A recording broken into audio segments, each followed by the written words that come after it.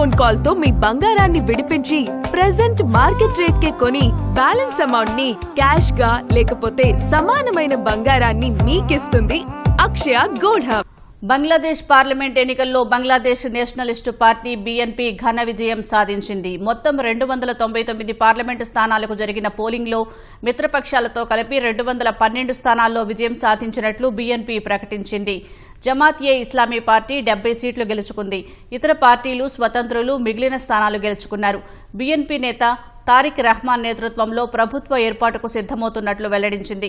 ఎన్నికల ఫలితాలపై అధికారిక ప్రకటన వెలువడాల్సి ఉంది. ప్రభుత్వ ఏర్పాటుకు కావలసిన మెజారిటీ మార్కును బీఎన్పీ దాటేసింది. ఈ ఎన్నికల్లో తారిక్ రహమాన్ ఢాకా 17, బోగ్రా 6 స్థానాల నుంచి బరిలోకి దిగారు.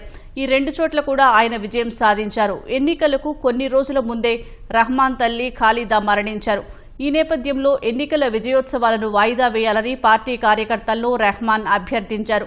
సాధారణ ప్రార్థనలు మాత్రమే నిర్వహించాలని పిలుపునిచ్చారు.